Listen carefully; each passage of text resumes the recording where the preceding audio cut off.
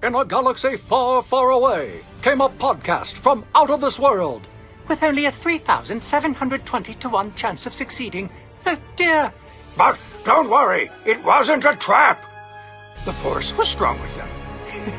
And so it worked.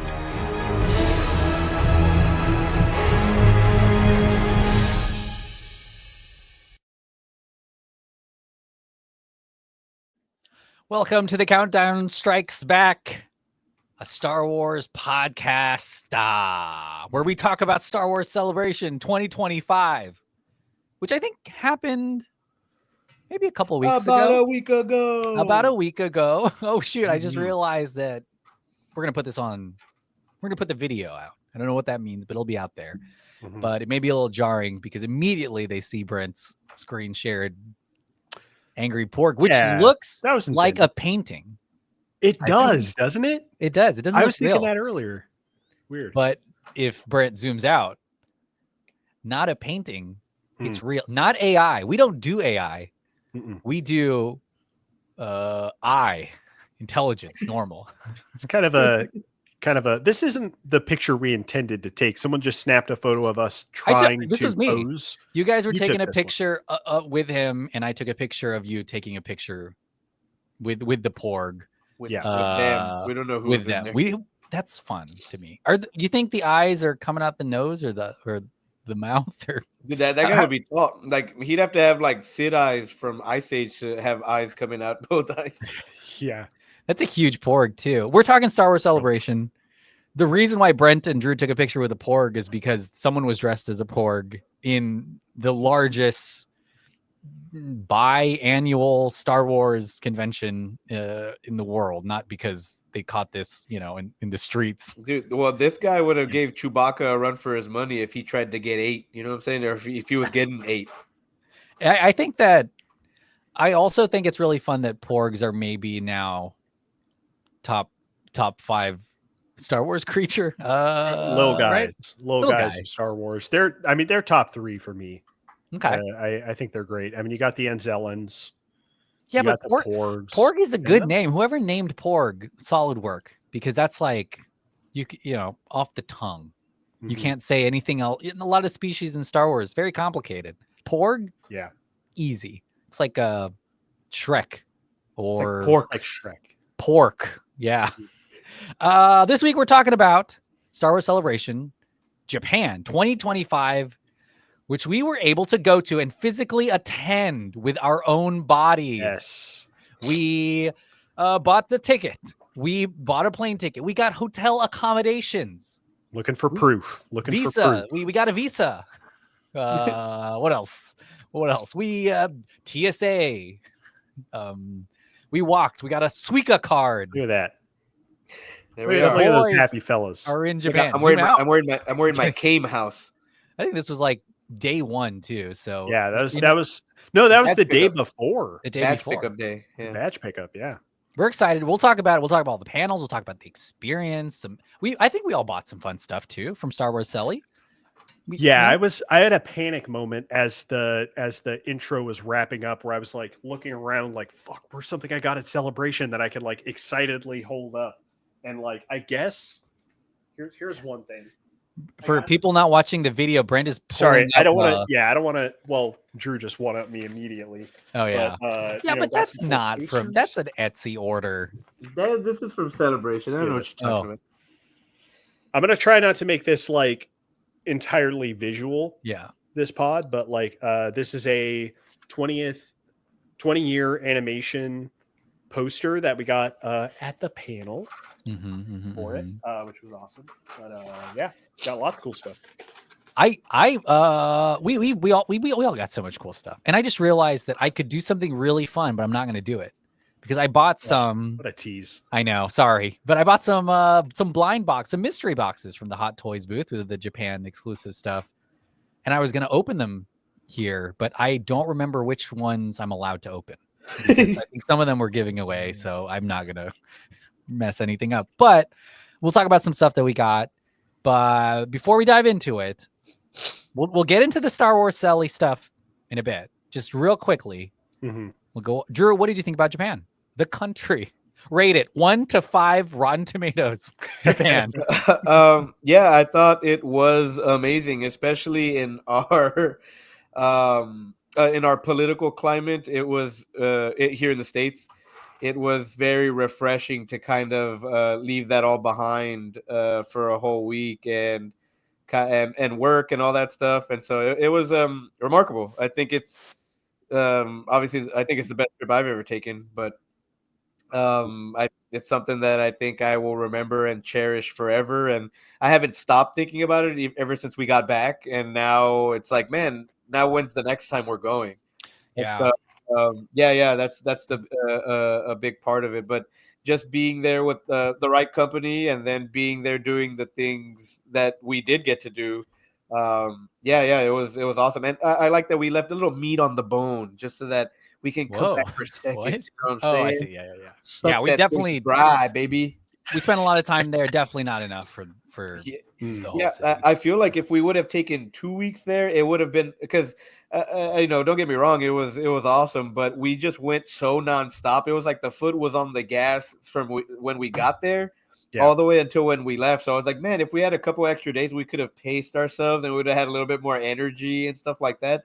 There were things that we did that I forgot because it was just nonstop in tandem. Yeah. And people were like, yeah, you remember that on the first day? I was like, no.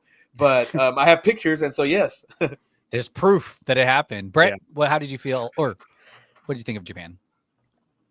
I agree with Drew 100%. I think that I was thinking about it once I got back, and I was like, yeah, that's the best trip I've ever taken for sure. I think the country was incredible. It was so much fun to be in such a kind of different place than America, especially right now, maybe. And just, see and kind of envelop ourselves in like a different culture and learn how they work. And to not to get too cheesy, but like being with you guys was so much fun. It was such a great time. It was a blast. Oddly feeling like the end of the episode. Yeah. Instead of the Well, very I guess so. Yeah. When Hey, you asked the question. I know, but I wanted when the Japanese people were so hospitable too. It was crazy the amount of respect and the courtesy they had and rules. Rule following culture. It's organized. How much more efficient they run things. Quiet. We showed up. We went to Disneyland at one point, and we were like, "Well, shoot, we gotta get to some things really early because there's a crowd." And boy, it was like assigned and sitting down and quiet. And I was like, "This is psycho. This is it never happened." Americans are very rebellious, and I think we saw that with obviously some people, some other tourists that were traveling, but just in general, totally different society. A whole lot of rules. Great food, great fun. The food. Oh my Fiesta, God. Texas. Fiesta, Texas. I was thinking about this again the other day because I went out to lunch with family at one of these like kind of upper tier, top tier, but like a chain, a nice chain restaurant. Go ahead and name drop it, Brent. We all know how much money you have. We went to Cheddar's, okay? We splurged and we went to Cheddar's. They got an aquarium and a big fan in They there. do have an aquarium. Son loved that aquarium. But being there with the family and stuff, it was so loud and chaotic, and people were like, it was very chaotic, and you have to tip, and I was like, you feel like if you don't, someone's gonna like. And our waiter was like fucking up left and right. Go off, Brent. Okay, name drop. He works at Cheddar's. Listen, God bless him. He's doing his best, maybe. But I was just like, this sucks. Yeah. This, God damn, dude, we're back now. And it sucks, So I want to come back to Japan. Yeah, there was some restaurants, and I think that was what was really fun too, learning something new. Even though we probably were a little annoying sometimes, it is sort of good to experience other things and being like a brand new baby. And Sophie and I sat at a restaurant for like 30 minutes, not realizing we had to push a button to order something, or like not knowing what we're ordering and being like, shoot, we're just going to take, we're going to swallow it in front of the chef, because if not, it's going to be really offensive. He's going to kick our Said that asses. bad. Swallow it in front of the chef. But it's like cool to see new things, or like learning taking 5 days to figure out which subway to get on, or which train to get on, and then figuring it out, or like it's nice to do those things. You don't do that often. Like, I drive past the same Cheddar's every day, and the same shitty waiter Jeff is there every day. Is that his name, Brent? Come on. That's him. Got him. It's I know gotta this be guy. the same Jeff. This guy sucks. All right. We'll talk more about Japan, I'm sure. But Star Wars Celebration, big year. We were all thinking, actually. All of us were thinking, like, man, I wonder how much they're actually going to be able to announce, give us teasers. It'd be fun either way, just to celebrate Star Wars. But there was a lot of news, and there were a lot of panels we went to. I think, y'all went to all of the big panels, and we obviously also kind of had a great time just walking around and stuff, and reading some of the things that were happening in other places. But let's go around the horn. We're going to talk about everything, but I guess let's kick it off with maybe our favorite panel or announcement. Drew, what was your favorite piece of news that dropped? I know there's a lot of stuff, but at least your like favorite moment to be in that room. At the main stage, what was it called? I forgot what it was called already, but celebration stage. Yeah, the celebration stage. I think the most special moment had to have been the first panel we went to, which is probably Mando Grogu, just because it was such a blindside of like, no, it's a Lucasfilm panel. And so they confirmed a bunch of movies. They brought out a whole bunch of stars like Sigourney Weaver. They brought out Ryan Gosling. They brought out Pedro Pascal. We got to see Dave Filoni, Jon Favreau, homeboy who directed Wolverine Deadpool. It Sean was Levy. Yeah, exactly. It was kind of, it was weird because the other panels we went to, it wasn't as much of a surprise. Like we knew that the 20th anniversary, they might be showing us an episode of something new, or they might be announcing another series with the speculations and all that. And we got that and stuff like that. But that first panel was just kind of overwhelming. And, it's obviously shell shock too, because it's the first time you're there. And so the next 2-3 times we were in that stage, we were at that stage, it felt familiar. We got to sneak down to like a VIP one eventually at one point, which Drew, don't put that on paper. We were allowed access. Baby. Media access. Kathleen Kennedy came by and told homeboy, "Hey, let them through." Brent almost got stuck up in the upper deck. So. I had to pull a Karen on that guy, dude. I've never like gotten upset at a like person, but I was like upset at this guy. He was like, all right, he was being a real Jeff. Being a real Jeff. I was like, am I in Cheddar's right now? This guy's being rude as hell and not giving me what I want. But yeah, that Mando Grogu panel really set the tone for the weekend, because that was like the first thing we did when we got there. And it was just kind of surreal. They showed us the new trailer for Mando Grogu, which the scope is so much bigger than the show, and the show has some IMAX sequences. Mandalorian, where they fight the on Tatooine, they end up finding the crate dragon. And so the aspect ratio changes there, and it was pretty cool to see that kind of scope again here. But also Jon Favreau at the helm. I hadn't realized that he only directed one episode of the show of Mando Grogu. Yeah. Obviously, he helps write it and stuff like that, but to see him at the helm officially, he's arguably and I think I'm going to include Mando Grogu to this, because I already know it's going to make a ton of money, but he's arguably Disney's biggest box office director. Just, because of all of the MCU stuff. But I mean, he made Jungle Book and The Lion King. He's about to do Mando Grogu, which is going to be really big. But and so I thought it was cool even to see the new maker Dave Filoni and Kathleen Kennedy there in unison, or it especially with all the rumors of like she's gonna exit and whatnot. So it was pretty cool to see her. She walked by us, I think, in one of the panels, which I thought was crazy. Mm-hmm. We got to smell the perfume that she Well, that's wore. Oh, you know It was just we're sweat. talking about all this like news and all the exclusive stuff you get to see, but I would say this is like maybe so important the way that they roll it out, especially with stars and heavily. I mean, if you turned around when we were on the floor a couple times, it's heavily scripted. Even the questions and answers are rolling on a screen because this is like big. Like if Yeah. this is the reception of some of this news, and they want people to get excited that Ryan Gosling's on stage. I mean, there's no reason why anyone would boo him, but like they Well, want and- these moments to hit really big. And that was part of it too, is that like when they announced Kathleen Kennedy, online, everyone's like, "Oh my God, burn her at the stake." But Oh my here, no one booed her. Like you didn't hear any of that, and it's just people Yeah, who people are chill. genuinely love all versions of Star Wars, and they're okay with, I like this one, you like that one, cool. It's not like, oh man, I don't like this one. Which one don't you like? So it was Well, really let me really tell cool. you, yeah.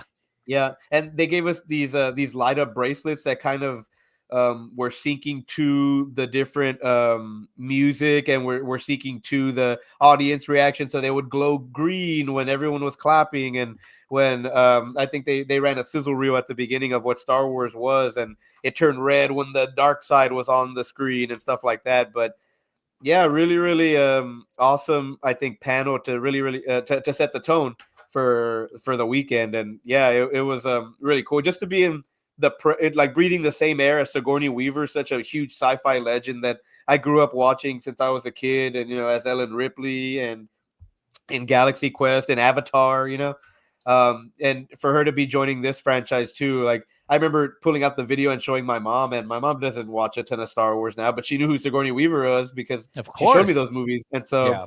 it was really, really crazy, I think, just to be in that atmosphere. And I lost my voice that first panel because I was yelling so loud and so hard.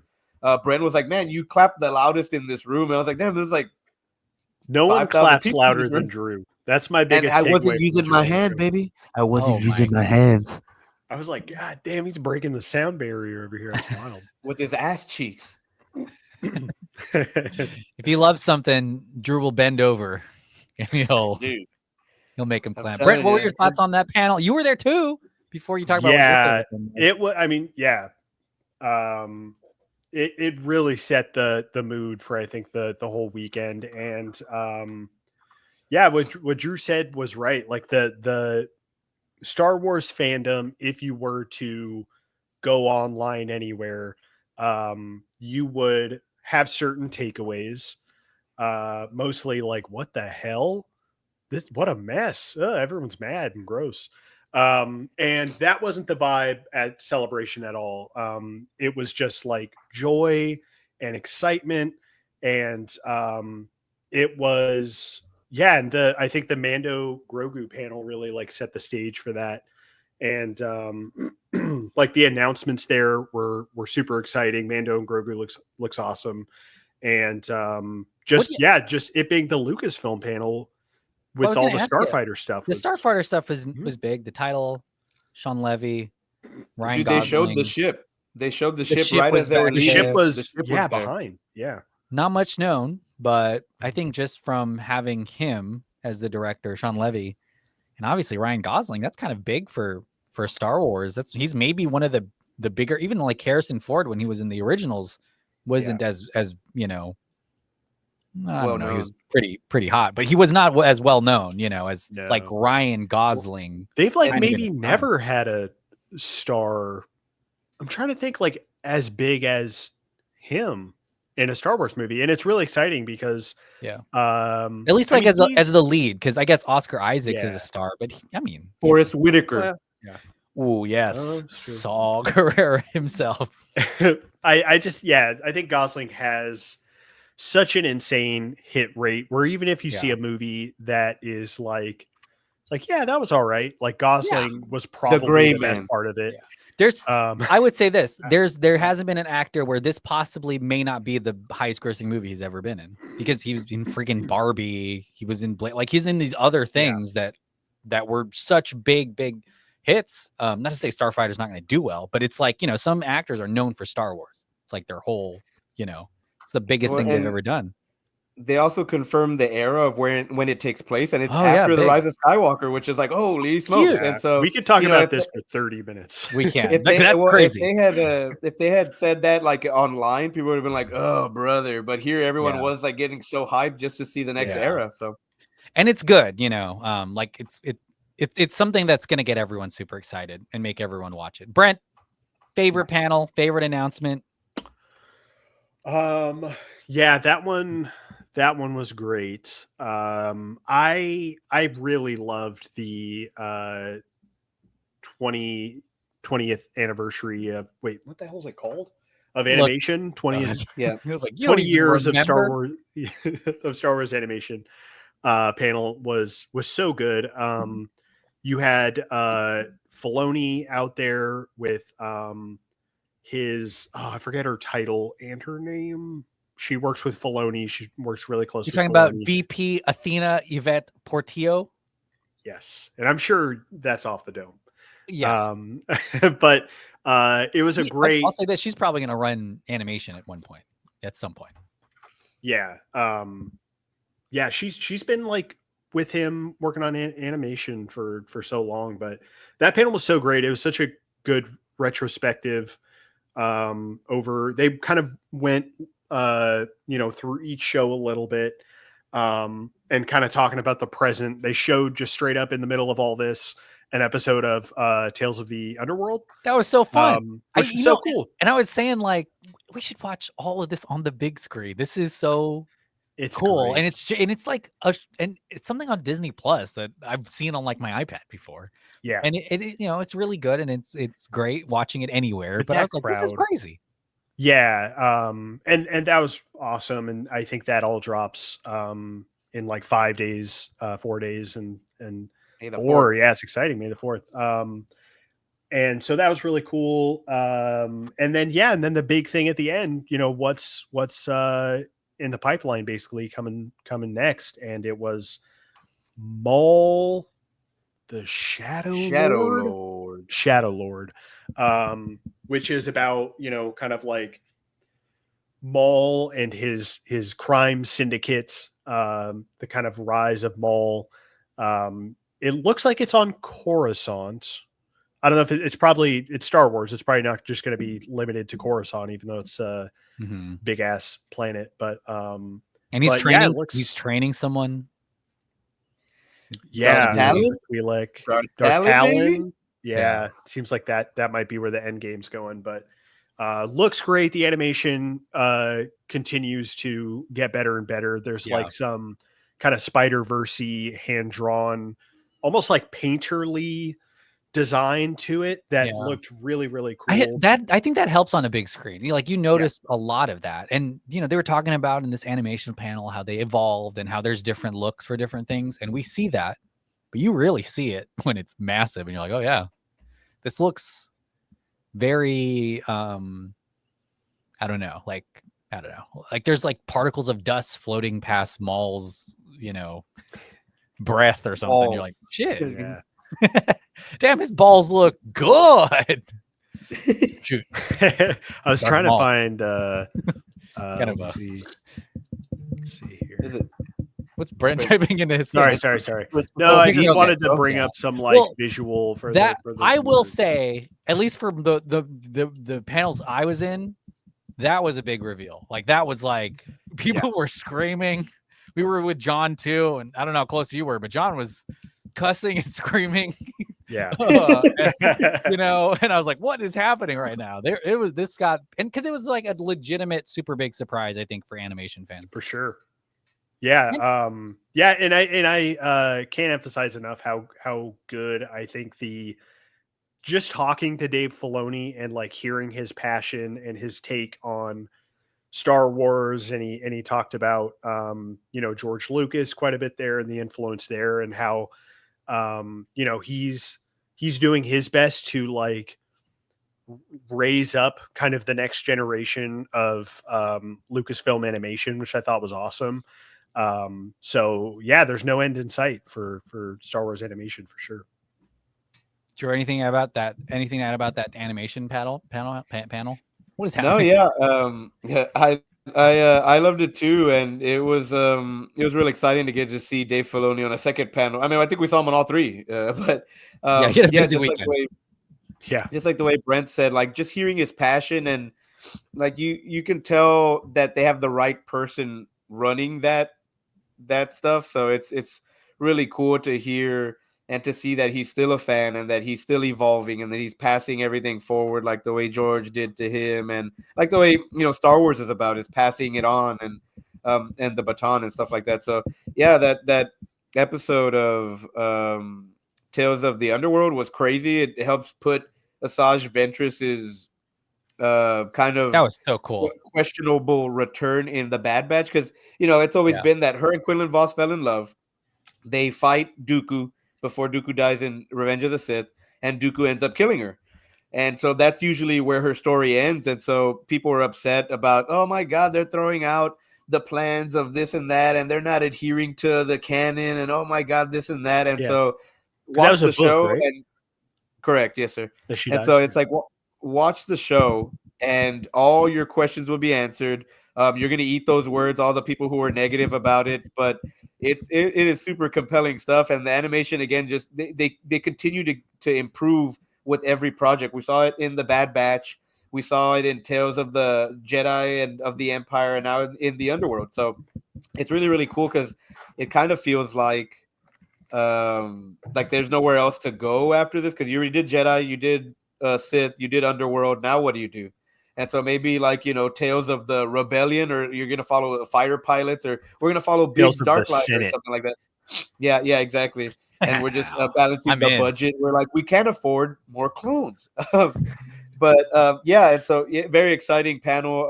I loved that they got to show us an episode, and it left me super excited I'm glad all of them released at the same time, because now I can just binge it on May the 4th. Yeah. I was always excited for the show because it's the May 4th release, but this definitely got me super amped about. I mean, we didn't even see the other storyline of the Underworld, which is coming out as well. So that's going to be kind of crazy too, I'm sure.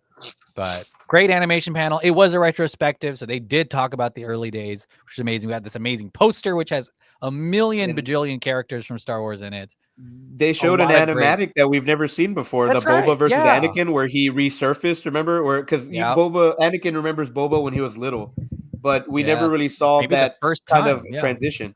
To the adulthood. So it's cool to see Cad Bane kind of training Boba Fett, and they released a couple of animatics like this before, and they kind of try to reuse them. There was an animatic where Cad Bane gave Boba the dent in his helmet. And so they reused that because they never showed it. They reused it in Bad Batch, where Hunter and Cad Bane do the duel. And that's why Cad Bane wins that one too, because that's the way it happens with the Boba Fett one. And so it's pretty cool to see something like that, because down the road, you could still see it, baby. I think so too. And I guess, another thing about that Maul thing, that's like a full series, right? Like that's a full on. Yeah. Who knows how many episodes? Show. That's not a quickie. What? And a lot of people, again, online, I try not to look online anymore, but a lot of people didn't take to the Bad Batch stuff because they thought it was weird, or it was like a spin-off thing, or it didn't feel like a mainline thing. And now it's just kind of cool, because now you're going to be engaged no matter what, because everyone loves Maul, and he's one of the coolest things out of the prequels. Everyone's always asking for more Maul. Like, it's a constant. But even then, like when we were there, you should have seen how much Bad Batch love was present in the whole celebration. Me and Brent had just put up that picture of us taking a picture with the batch, but yeah, it's just cool to see that clone love, baby. A lot of Omegas, and, Techs, and it was really cool. There was like. It's kind of a random thing, but just like the cosplay there, and especially the overlap between like Japanese culture and Star Wars was huge, everywhere. And it was, I mean, that could be like a whole album of photos. And it's still like 10% of what was going on there. And we'll talk about where the next Star Wars celebration is at the end. But I think one of the most special parts about it being in Japan is Japan has, oh my gosh, I'm going to offend countries, I guess, but Japan has a real vibrant, recognizable culture that it's like a Star Wars, Japanese version of Star Wars is its own unique thing that we will experience maybe this one time, and I think it was like really fun to see that in the cosplay, which I assume a lot of those folks are probably local. So it's not like, well, never mind. I'm sure somebody traveled from Michigan and did Japanese cosplay, but you know, That it's like Porg is probably from Delaware. Let's I be know. real. But you assume a lot of the From Duluth. Just kidding. I know. You assume a lot of it was people local to Japan who were having a great time. That Cherry blossoms everywhere. They had a big old like manga set up where they celebrated Yeah. Visions and the That was a mangas fun that they place, released, yeah. and they had Yeah. artist signings. Yeah. Yeah, And it was a awesome, amazing. local group that put it on, and I was also a little weird because I was like, I don't know what you're allowed to buy here. I don't think I think half of this stuff is like just to Just look on at. display. I I would don't like think you this buy some of Ronin this. samurai sword. And they're Yeah. like, no, that's a special thing. All right. Well, that leads me to a panel that I really enjoyed too, and that was the Ahsoka panel, which Yeah. for a while we were like, okay, well, it's a good panel. It's a series that's coming up soon. But also not that I didn't realize, maybe it's been a while since we watched Ahsoka, but man, there's a lot that they kind of have to kind of talk about in a big way. Addressed.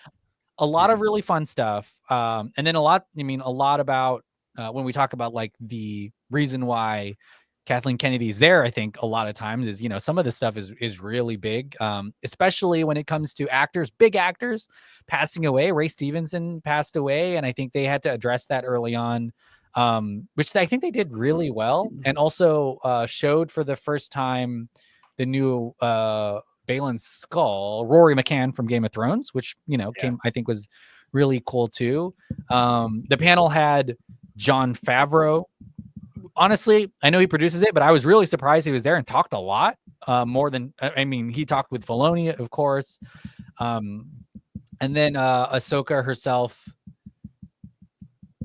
Rosario Dawson. Okay, was there. Hayden Christensen got a pop out, which was really fun too, because I think a lot of people are just excited. And it's hard to even think about the last time that he played Anakin Skywalker, but he played it in Ahsoka.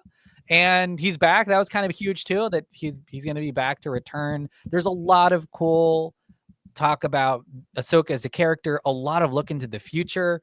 Admiral Akbar facing down, Thrawn. That's going to be really cool. There's going to be all-out war sequences. The Mortis storyline may pop in, which I think is going to be really fun to see how we see that in live action, maybe for the first time. That'll be really cool. The Lothcat kittens, the kittens that don't have legs long enough yet, so they roll.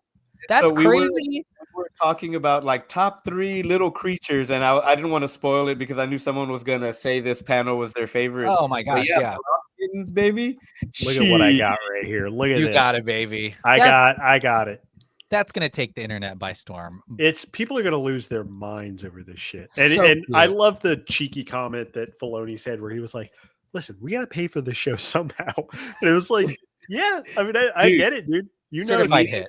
Yeah. Immediately after this one, we went to the Hot Toys booth. I was like, I've never been a Lothcat fan, and I love Rebels, and they're so prominent in Rebels because Lothal's in Rebels and stuff like that. But I instantly was like, I'm buying this Lothcat at the Hot Toys booth.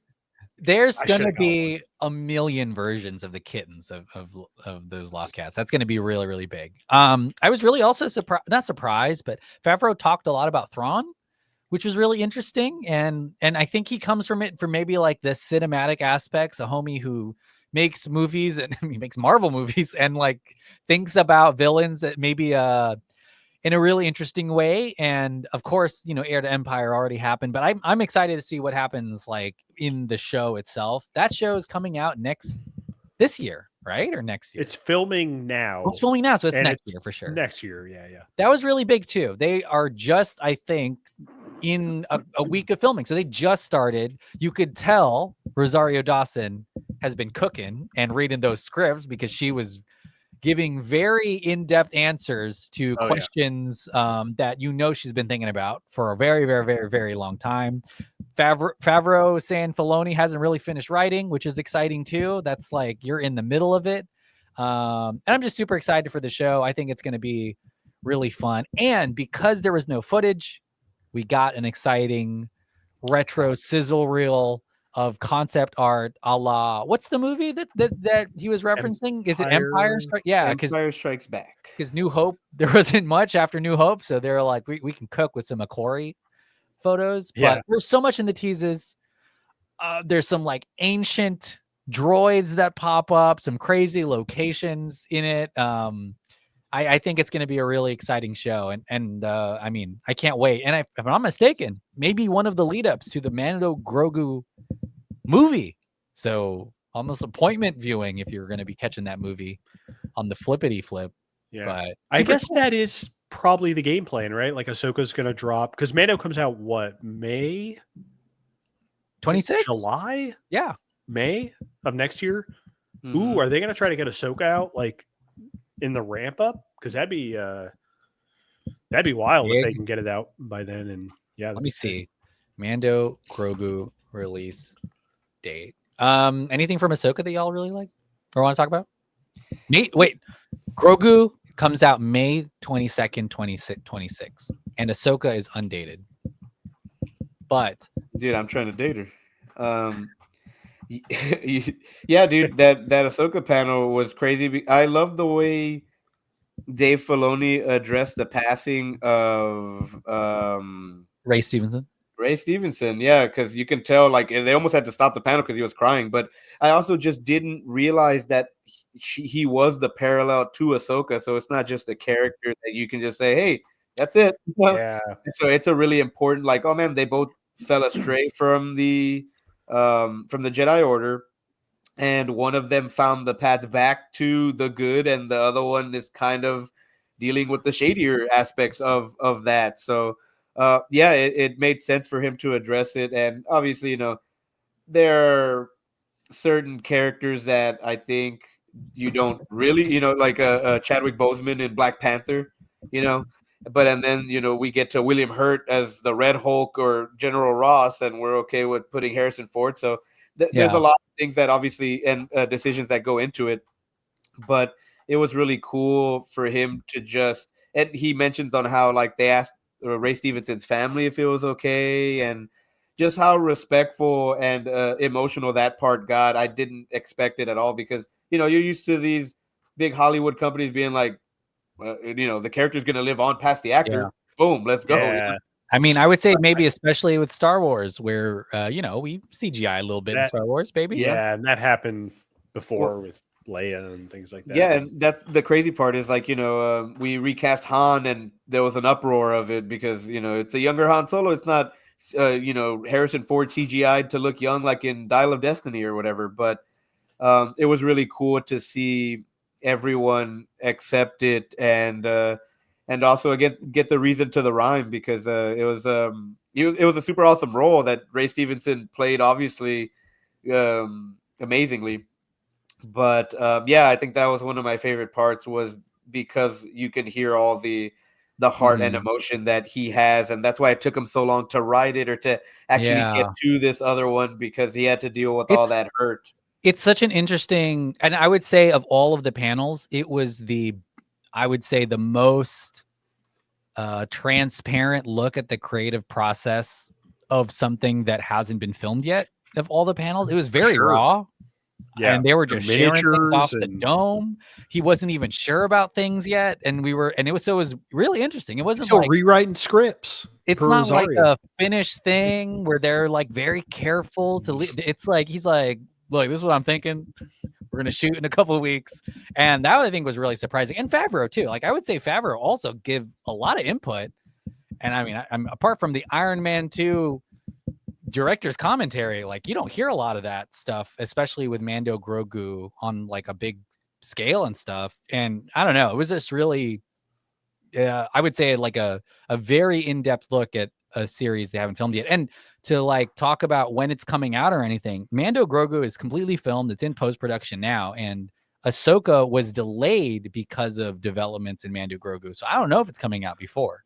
It could be like a month or so after. It totally could be before, and they're like just adjusting a lot of things so that it can drop. But right now it's just summer 2026, but Mando Grogu comes out in May. So who knows what? Probably after, I would guess then. And yeah, then, you would assume.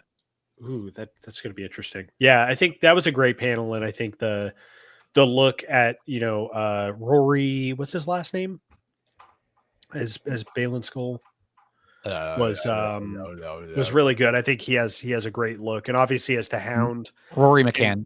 McCann, yeah, and he was so good as the Hound. Like he was such an asshole in that show, but like he quickly became like a fan favorite because of how good he did in it. So he quickly became like a good guy that did bad things instead of like a bad guy. Yeah. Well, and Yeah, his showdown with the Mountain was amazing. Like that's one of the coolest parts of the last season. Mm-hmm. Yeah, when they're that's especially one of in a the better season when things they're- in the finale. you know that he's important when in the last season when they're just killing everyone off one by one. You're like, I hope they don't kill the Hound. Yeah. He's one. And he He's on gets the like list. a pivotal He action does. scene. Yeah, You know, it's yeah. wild. We'll talk about this on our Game of Thrones celebration pod that we're going No, wait. in Japan or something. But yeah, Ahsoka's really fun. And like Drew said, best seats. We had all celebration. We were so We close. were close. Kathleen Kennedy walked by us. There were two Yeah. Wookiees, General Tarful and Chewbacca behind us. I think that added to it too a little bit. I would say There's Was a little like tension. I thought the we were going to get little- our knees broken There's a in by little those. tension, and then it was like Sexual tension. emotional, and then there was like a little reel at the end. It was like part of the experience was like, Dude. oh my god, I was trying to Are ask we- those. are we heisting? I Yeah. was trying to ask those Wookiees, do the carpets match the drapes? Oh yes, you could see them. They're Look not wearing down. Lift Just- up. stare straight at. But those are some of our favorite panels. There were other ones too. Brayton, you did some on your own.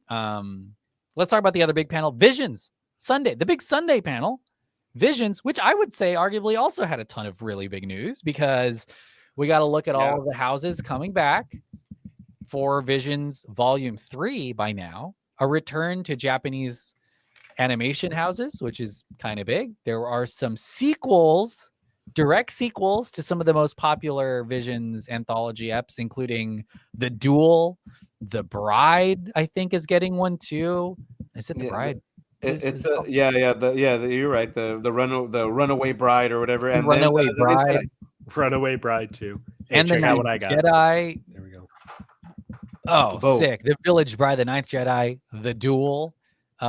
Huge, well-received episodes of the first series, and also some new houses. I mean, they brought out each director, they talked.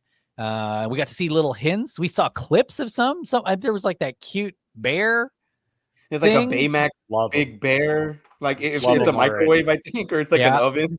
There was some experimental stuff. Like I was like, Oh, Dude, the one with that the that jazz. Holy Oh my shit, God. dude! there was jazz where like the stormtrooper's helmet became an AT-AT and then like a space fight, and I It was was like, so "Bruh." sick. Dude, that Yeah. astromech, I think in the trailer that becomes like her suit. That was like, crazy. Yeah. And even like the AT-ATs coming out of the ice, like it's like a mech heavy episode. It's like, oh man, this is the best. And so yeah, don't sleep on that Visions panel. None of us picked that as our favorite, but holy crap, that was one of the Well, and they I did. think biggest reveals. We got Sizzle Reel. It's coming out October 29th. But then the other big surprise here is that there's not only another volume of Star Wars Visions, but there is a new full-length series, Star Wars Vision Presents, I think it's Presents. called. And it's going to be following the Ninth Jedi from Production IG, which is maybe one of the faves of which is interesting because they're also getting a Visions app, but also we're going to get a full series based on this. It's a really cool series, I think, set in a really interesting timeline. All of this, I think, is like kind of non-canonical, but you know, that'll be kind of crazy. And it's also another thing a lot of fans asked for, which was let's get some of this stuff. Let's give it the full. I mean, I love the little teases. I love the one-offs, but let's get like you're a tenth of a way to a full series here. Give us the other 9 eps. Some meat and And- potatoes.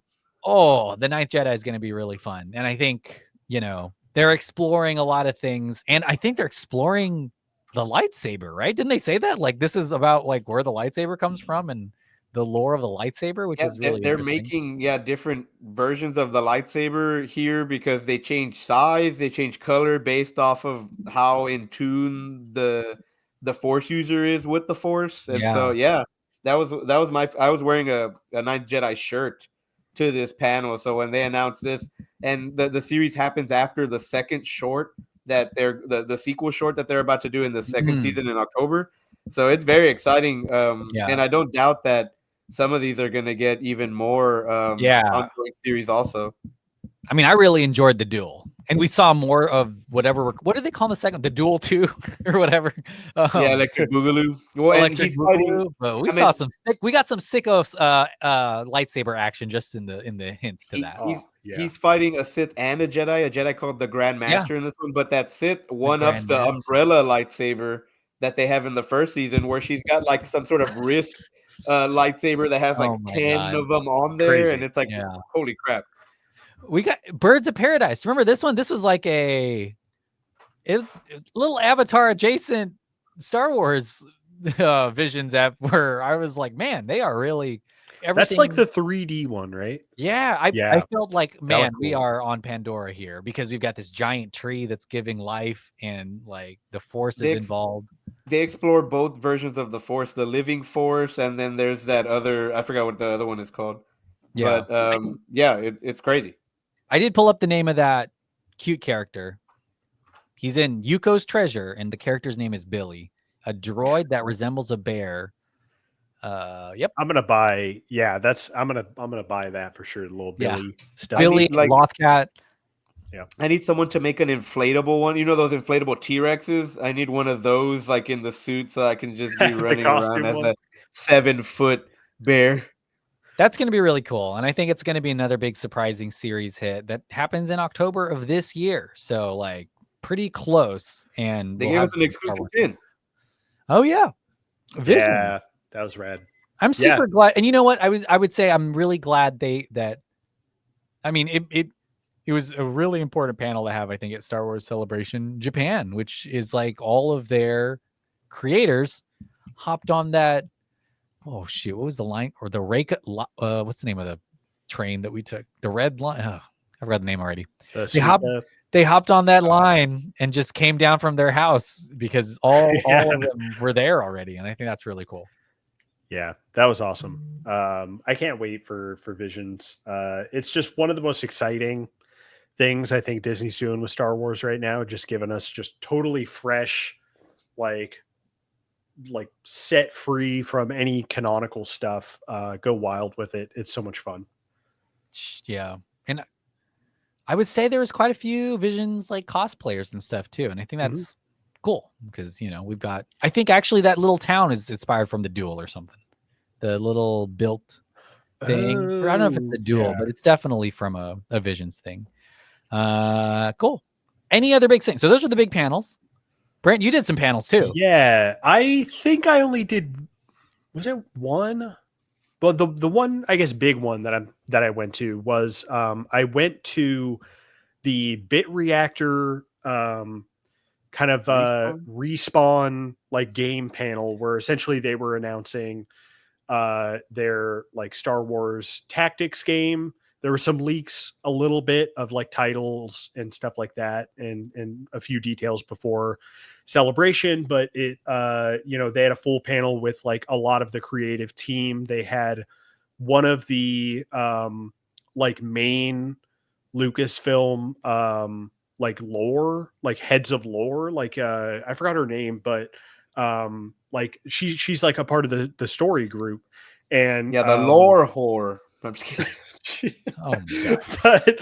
But like she was, I think, the most like entertaining one to like listen to because it felt like, so it was kind of a weird panel. It was really exciting, and the game I think looks perfect. Like it could not look more up my alley as like a fan of like XCOM and kind of like those tactical games with like tons of depth and replayability.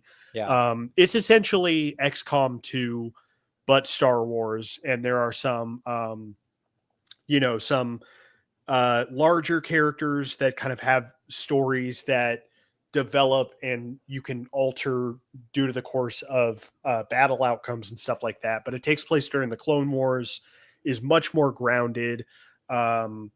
And yeah, and just hearing like her specifically talk about like this era and why it's so kind of ripe for a game like this, that is so focused on like tactics and battles and stuff like that, is like talking about the kind of like gray morality of this period and how like there's going to be a lot of that in the game. It's not like a super black and white good versus evil thing. It's like it's a lot messier than that. And on top of that, the game looks great. Like it looks like exactly what and it sounds like a lot of, fans of this genre are kind of looking for.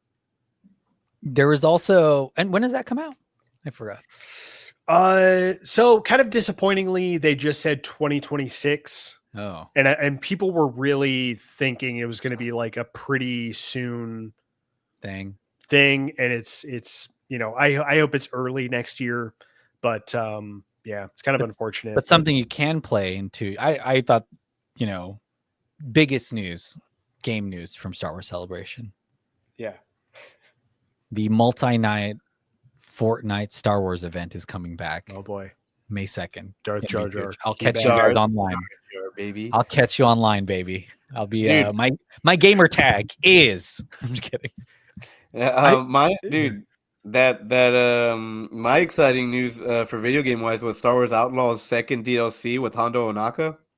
That's pretty cool. Right. They're creating a whole nother region and a whole nother like gang type of like clan gang. I don't know.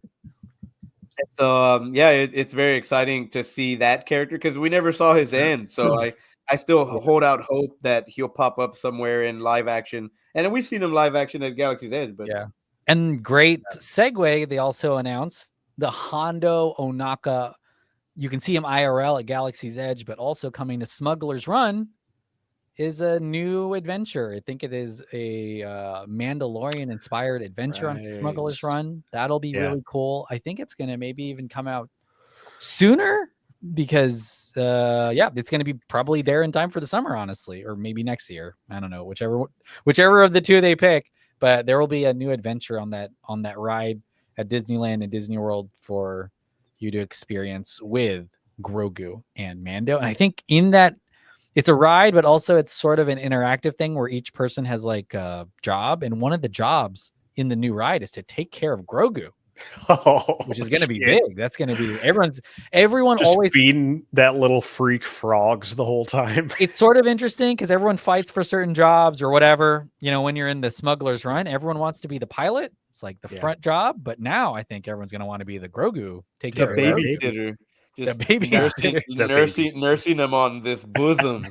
I want to be in the back. We glossed over this, but a huge panel was also the Andor season 2 panel. We have a whole pod about it. Also, there's some pretty big spoilers if you kind of dive into some of the panel stuff. So, grain of salt it. If you don't want to know anything about season 2, don't watch that whole panel. But that was really cool too. And a great way for them to celebrate maybe, honestly, one of the best things Star Wars has done in maybe ever with that Andor. But we'll get into it. Oh yeah. We're going to talk deeper. Andor pretty soon. Any other big things from Star Wars Cele before we talk about the next edition and where it is? Yeah, good. I think merch was amazing. We went to go buy a bunch of merch. We got to the Hot Toys line. I got my Hasbro Black Series Ronin from Visions. That's exclusively all in Japanese. Everyone's like, "Oh man, I got this on Amazon." I was like, "Yeah, in ugly ass American English, in Galactic Basic, bitch." I can't even read that. I don't even know what that says. Yeah, and so trash language. That was cool. And then, of course, me and Brent are doing our own thing, and I'm in the Hasbro line, and Brent's gonna go check out stuff for his stepdad. And lo and behold, we're like Godzilla -1 director, and we turn around and there he is. Yeah, just like right behind me on the live stage. I was like, what? That was really fun. The Celebration live stage. There was a guy apparently there all weekend long making art with vegetables. Dude, I think it's Yoki, something like that, and he was amazing. And Yeah, and dude, they had Hayden Christensen, they had Rosario Dawson, they Ryan had Sigourney Gosling? Weaver shooting T-shirts out of a Yeah. gun.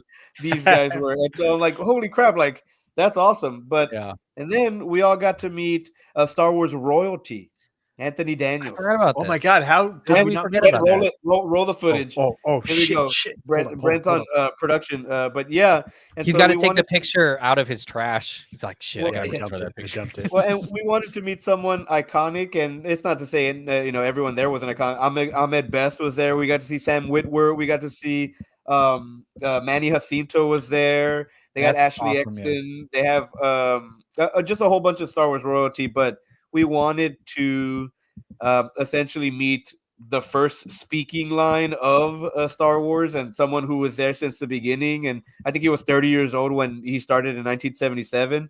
Oh, But man. there's the boy right there. There Um, he is. Anthony Daniels. He still looks 30. Not a day over. He looks younger than all of 29. us. Yep. And That was so awesome. yeah, that So cool. it was awesome. It was quick, but he was already late to like go sign, and the whole all their schedules had got pushed around, and there was this whole commotion of like stuff, people's photo ops and autographs getting canceled. But hey, we don't know what that's like, baby, because we got to see everything. We got all the panels booked. We got we Met got to meet the people everyone. we wanted. We got the merch that we wanted. I got into the Celebration store while Brent was at the Respawn panel and the video game panel. I ended up going to the Celebration store, and I get that people don't like waiting in lines, but that's how you know that it's their first convention, because it's like, man, you go to San Diego Comic-Con, guess what? You're going to be waiting in line everywhere, and it's not just here. So I knew what I was in for, but I was willing to take that risk, and I ended up getting in there, getting some cool shirts. I got Brent an oversized shirt because we thought it was going to be in Japanese sizes. So Brent uses it as a nightgown and Pooh Bears it with no underwear. Hey, no I bottom. washed it, and let me tell you, the Japan shirt shrinking effect benefited that one.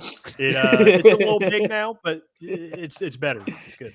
But I got some Sabak cards. I got to get something for my brother who didn't get to go with us, and I got the official chopsticks, and we missed out on the screen printed shirts, but Daddy got some anyway. That's right. There's a window. There's a window.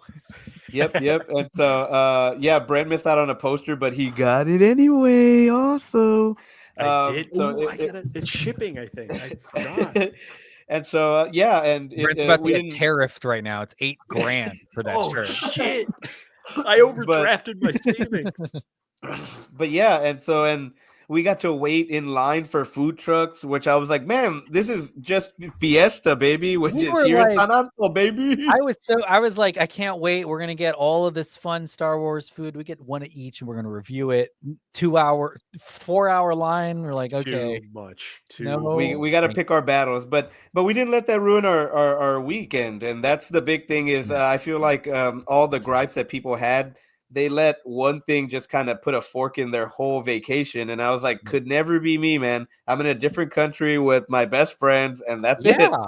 And honestly, this was our first Star Wars celebration. We're not there. I mean, there were definitely people there. I would say some of them over 100,000 is what they said on the world news. We did so much, especially for it being our first one, which I think is amazing. I don't really see, and I guess this leads into, they also announced where the next one was going to be. And in April 20th, 2025, a 4-day Star Wars celebration, which is huge because it's going to be the 50th anniversary? Good night of Star Wars. Is going to be in Los Angeles at the LA Coliseum, which is super exciting. It makes a ton of sense. It's going to Hollywood. There's going to be tons of stars. It's going to be a whole lot of fun. Everyone needs to book their tickets. It's a bigger venue. 1 million people, but it's going to be a different thing. I think it's going to feel very different from Star Wars Celebration Japan. And I think this was what we did, and who knows the next time it's going to be in Japan, but I feel like it was a great experience overall. And it was so fitting for, I think, the culture there, especially and they talked about a lot there. Like so much of Star Wars is inspired from Japanese cinema and history. And it's a full circle moment that they can celebrate like in the country with creators there and with the team there, and for it being really fun. But yeah, kind of early.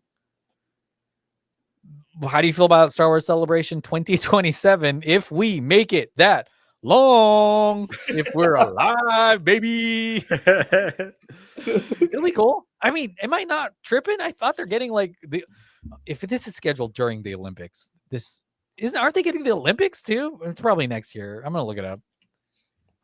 Yeah, I don't, dude. I'm going. Oh, 2028 Olympics, 2028. So there's going to be a lot of vendors, a lot more stars, and that's what people were complaining about this one.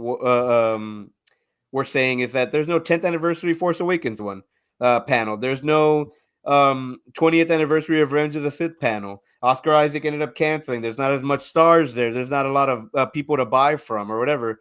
And that's going to change in LA. And it's going to have the operation hours are going to be longer because the avails.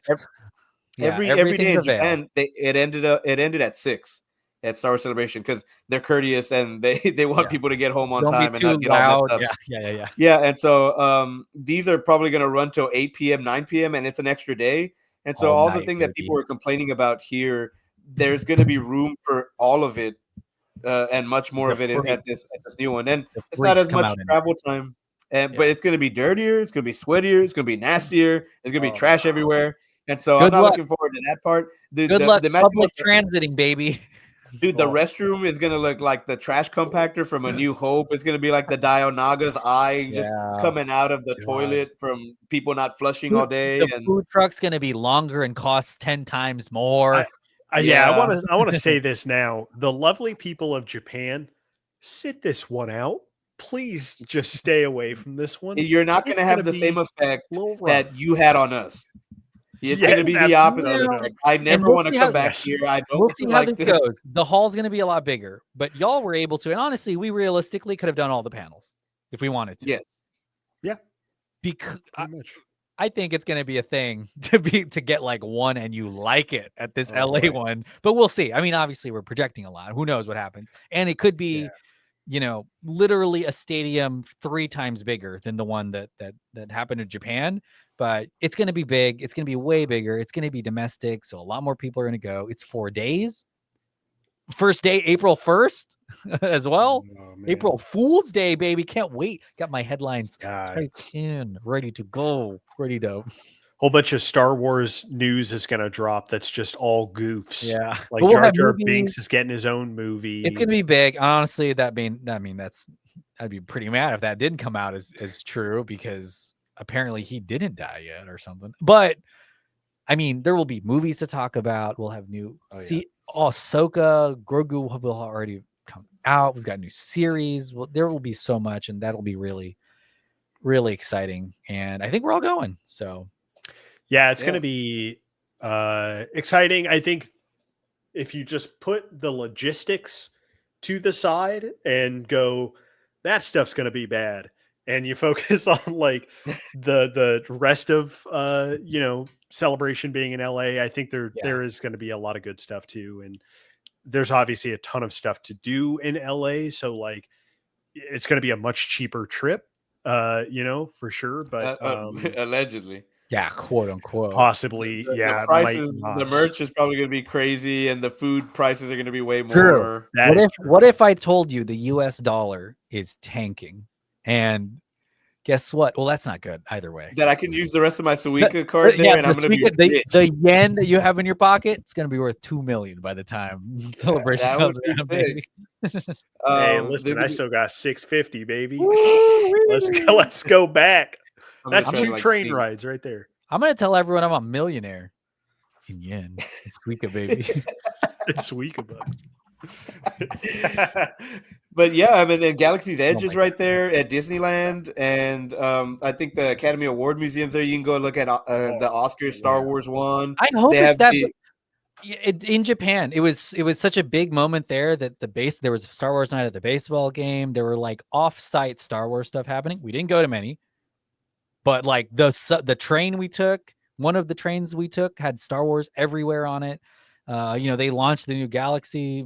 Or the Star Tours thing at Disneyland with some of the new stuff. I hope it's that big in LA. And this, and we got like 12 sicko freak Darth Vaders on the Hollywood Boulevard taking pictures with tourists, and we've got like the LA Zoo is doing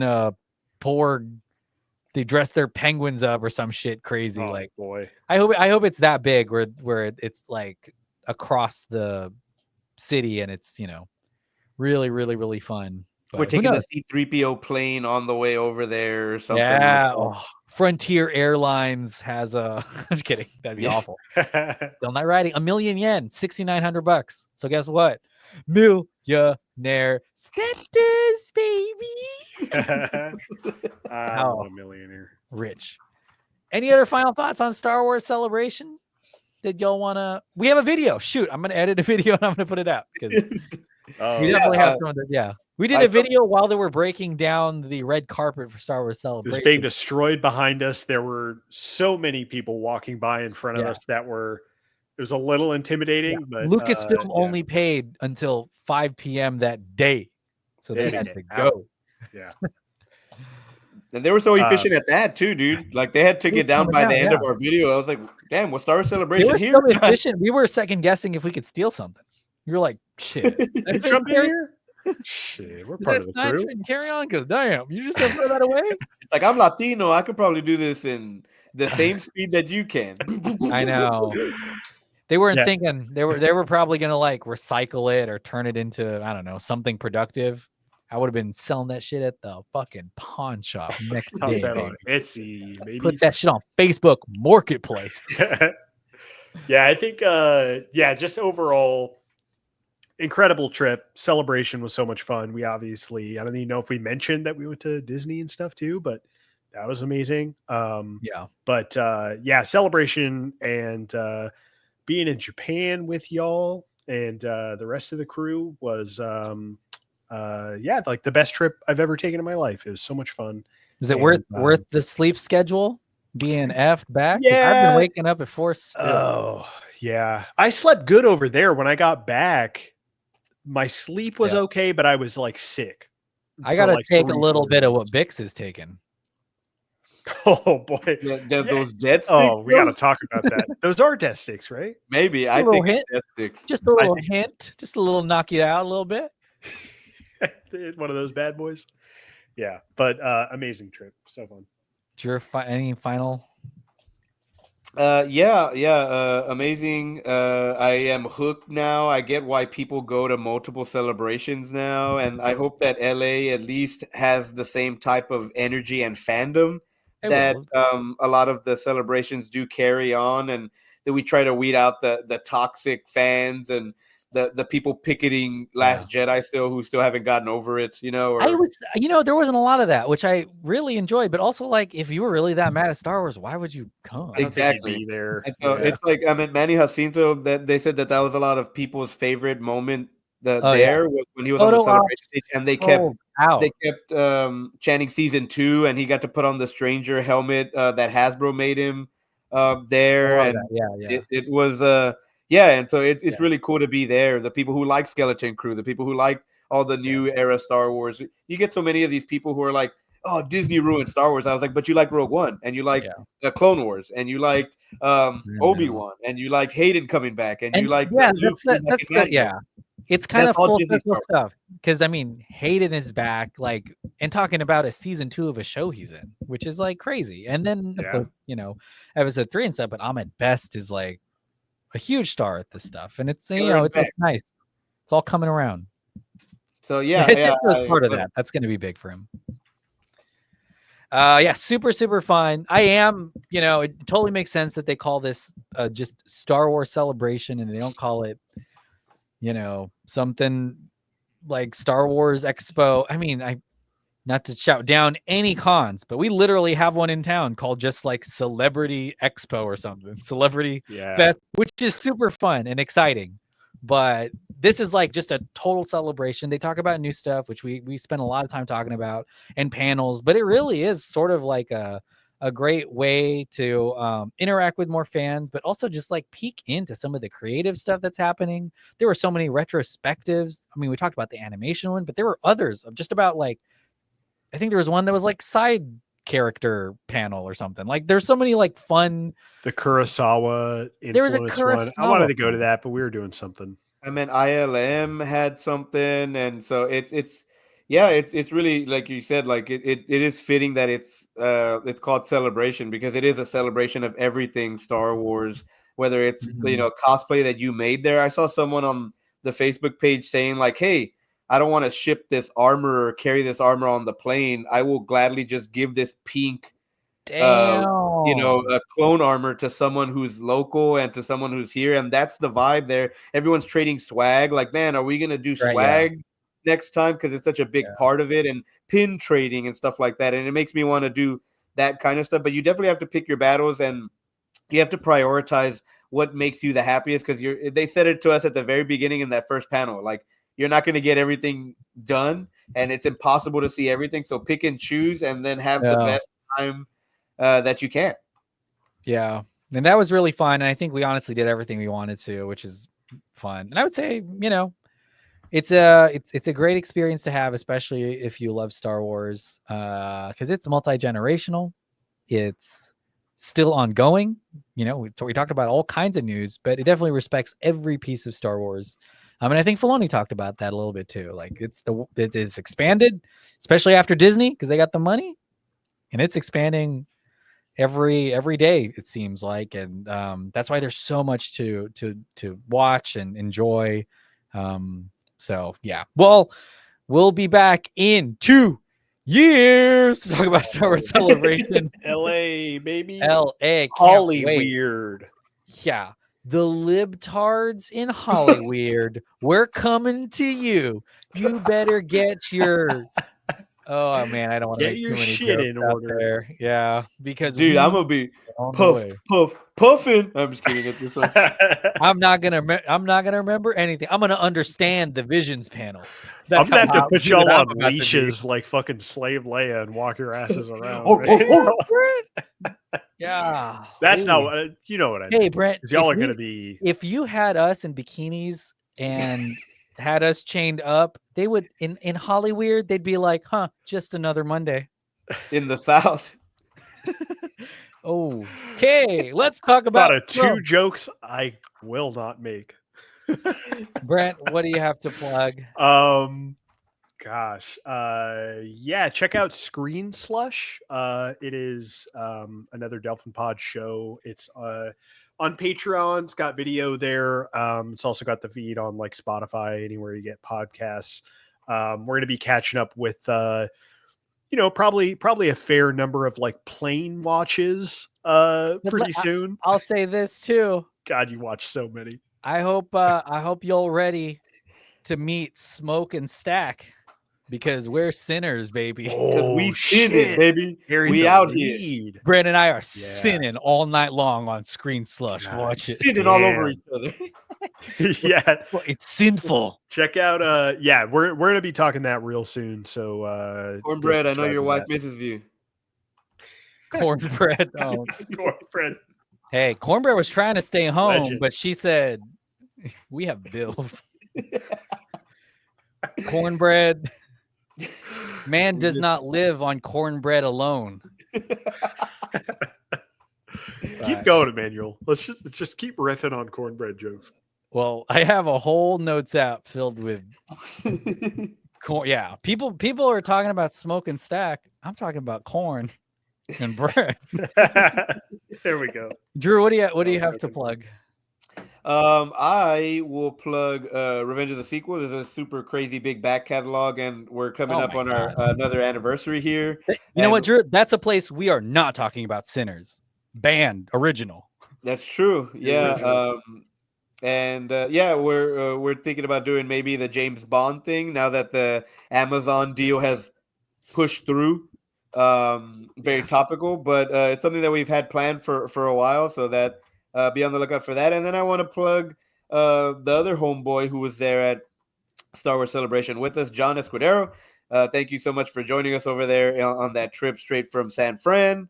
But also check out his Dirt Sheet Radio if you like professional wrestling. The radio was happening in tandem while we were at Celebration or at Disney, and so he had to, burned the midnight oil, or over there was early morning oil. But it was cool to see the dedication. They visited a lot of wrestling shops. Him and my buddy Rob, who I work with at the comic book store, they got to witness a lot of wrestling history. And Rob said it was like the happiest he's ever been, which I was like, mission accomplished. We did it. We pack up and go home. Rob's best moment of his life is there. So it was pretty cool. And so check out. I hope he does a recap on there, because they found some crazy stuff, like wrestling history type of stuff. Yeah. So that'd be cool to hear from them. I want to mention this just because when looking back, I found it so funny. But any like Dirt Sheet fans, I don't know, that are like listening to this or whatever, or if you're a fan of this pod, if you listen to both, it might be funny. But like my bed in our hotels was right between our friend Rob, who went new friend for me, awesome guy, and then John, and they did was talk about wrestling the entire time, and I was like there in the middle, just like absorbing. You've got to by osmosis. Be a guest on the pod on Dirt Sheet. I told him, Brent, I was like, you and Atticus would love it because it's got something for everybody, baby. I might listen. A lot of cool stuff for you.